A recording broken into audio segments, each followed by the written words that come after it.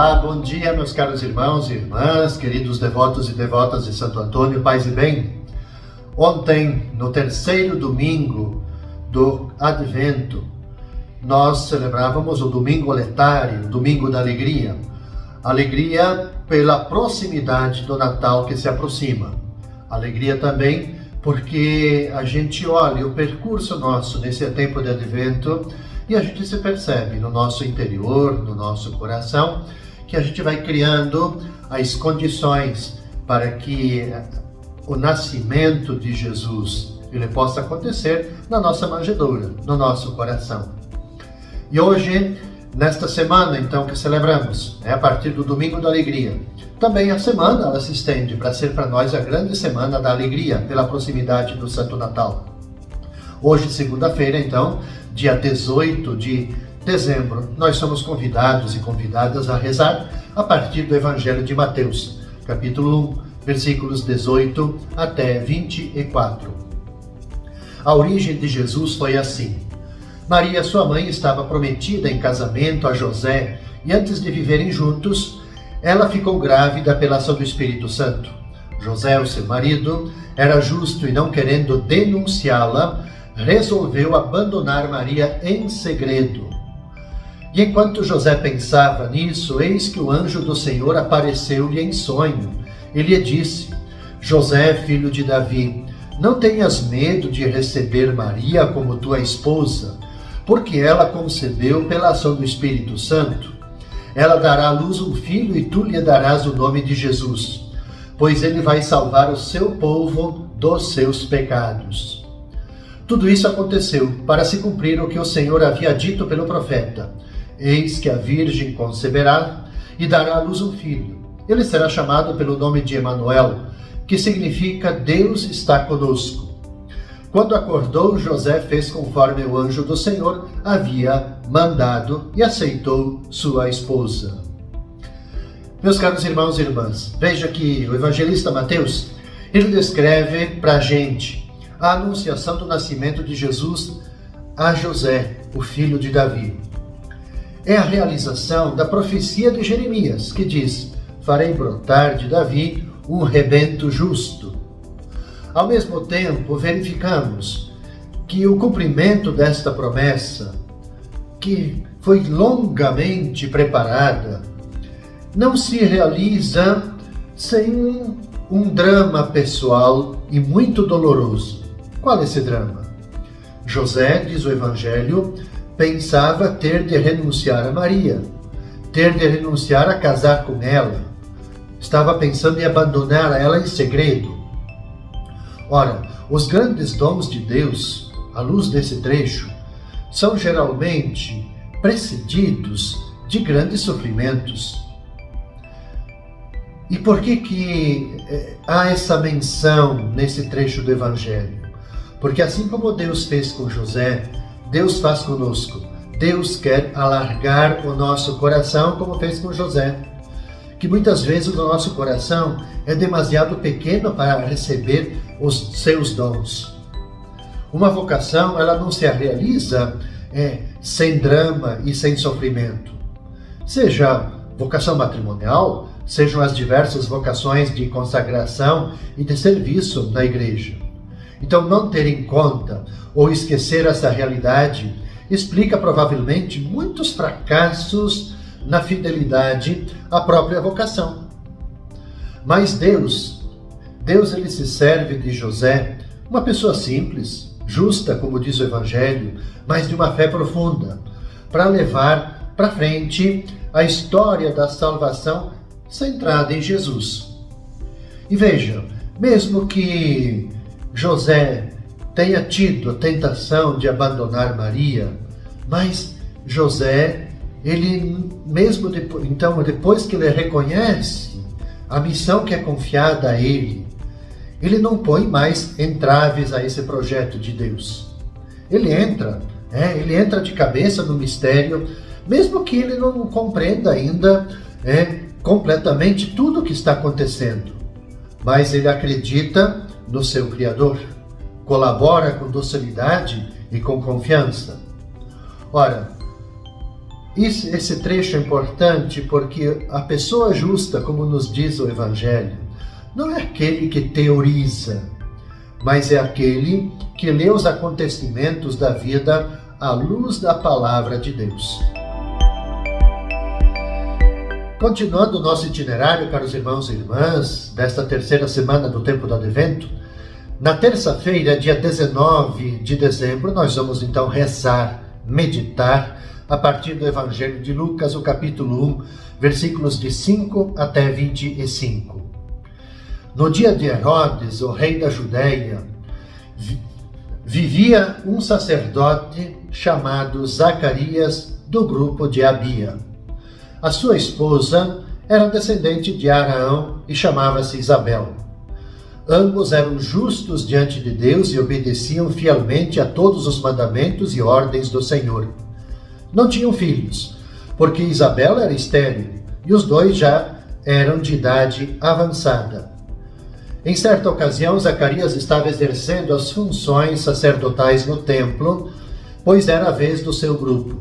E conforme o costume dos sacerdotes, ele foi sorteado para entrar no santuário e fazer a oferta do incenso. Toda a assembleia do povo estava do lado de fora, rezando, enquanto o incenso estava sendo oferecido. E então apareceu-lhe o anjo do Senhor de pé à direita do altar do incenso. Ao vê-lo, Zacarias ficou perturbado. O temor apoderou-se dele. Mas o anjo disse: Não tenhas medo, Zacarias, porque Deus ouviu tua súplica. A tua esposa Isabel vai ter um filho, e tu lhe darás o nome de João. Tu ficarás alegre e feliz, e muita gente se alegrará com o nascimento do menino, porque ele vai ser grande diante do Senhor. Não beberá vinho nem bebida fermentada, e desde o ventre materno ficará repleto do Espírito Santo. Ele reconduzirá muitos do povo de Israel ao Senhor seu Deus. E há de caminhar à frente deles, com o espírito e o poder de Elias, a fim de converter os corações dos pais aos filhos, e os rebeldes à sabedoria dos justos, preparando para o Senhor um povo bem disposto. E então Zacarias perguntou ao anjo: Como terei certeza disso? Sou velho, minha mulher é de idade avançada. O anjo respondeu: Eu sou Gabriel, estou sempre na presença de Deus e fui enviado para dar-te esta boa notícia. Eis que ficarás mudo e não poderás falar até o dia em que essas coisas acontecerem, porque tu não acreditastes nas minhas palavras, que hão de se cumprir no tempo certo. O povo estava esperando Zacarias e admirava-se com sua demora no santuário. Quando saía, não podia falar-lhes, e compreenderam que ele tinha tido uma visão no santuário. Zacarias falava com sinais e continuava mudo. Depois que terminou seus dias de serviço no santuário, Zacarias voltou para casa. Algum tempo depois, a sua esposa Isabel ficou grávida e escondeu-se durante 5 meses. Ela dizia: Eis o que o Senhor fez por mim, nos dias em que ele se dignou tirar-me da humilhação pública. Meus caros irmãos e irmãs, queridos devotos e devotas, nesse tempo de Advento, a Igreja faz com que nós possamos contemplar as maravilhas de Deus para suscitar em nós, despertar a esperança. Essa esperança de que Deus é Senhor do impossível, que Deus vence as maiores dificuldades porque sempre tem esse grande desejo de nos salvar. O Evangelho que ouvimos, ele faz-nos ver claramente estas verdades. Zacarias e Isabel são justos, cumprem rigorosamente os mandamentos e preceitos do Senhor, mas vivem numa certa desilusão. Eles sofrem intimamente pela ausência de filhos e, diante da sociedade, isso é humilhação, não ter filhos, não deixar descendência. E, apesar de suas orações, eles já não têm esperança de gerar filhos. Por isso é que o anjo começa por dizer a Zacarias: a tua súplica foi atendida. Zacarias acolhe o anúncio com certa reserva, um certo ceticismo, Como que eu vou verificar isso? Como que eu vou saber disso? Se estou velho, a minha esposa é de idade avançada também. Esta falta de fé e de esperança, ou esta falta de esperança que leva à falta de fé, exige um outro sinal. Um sinal mais duro, mas que talvez tenha sido necessário para Zacarias. Ele vai ficar mudo até que se cumpra a palavra do Senhor. Diz a liturgia que Zacarias e Isabel recebem um filho que não será para eles, mas que se voltará a Deus. Ele vai para o deserto, estará a serviço de todo o povo, preparando, aplainando o caminho para acolher aquele que virá, o Salvador, o menino Jesus. Penso que a provação sofrida por Zacarias preparou para essa graça, dispondo-os, tanto ele, Zacarias, como Isabel, a viver um total desapego em relação ao filho. Na quarta-feira, meus caros irmãos e irmãs, nós vamos rezar e meditar a partir do Evangelho de Lucas, o capítulo 1, versículos de 26 até 38. No sexto mês, o anjo Gabriel foi enviado por Deus a uma cidade da Galiléia chamada Nazaré, a uma virgem prometida em casamento a um homem chamado José.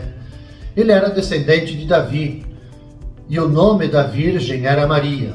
O anjo entrou onde ela estava e disse: Alegra-te, cheia de graça, o Senhor está contigo.